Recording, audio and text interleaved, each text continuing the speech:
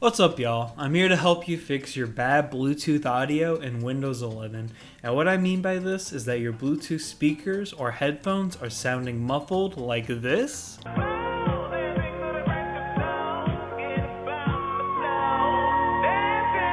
when they should be sounding like this.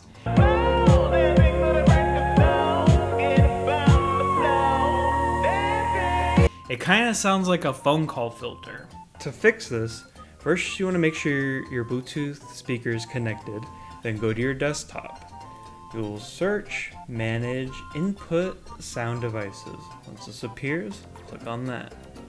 Once this loads, we'll scroll to where it has input and you'll find your device. Mine's the HK Onyx Studio 2. So click on the arrow on the right and then click Don't Allow.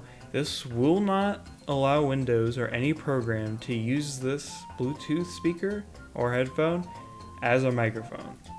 So once that's done, we will go back to our desktop and now search Bluetooth and other device settings. Once that appears, click on that.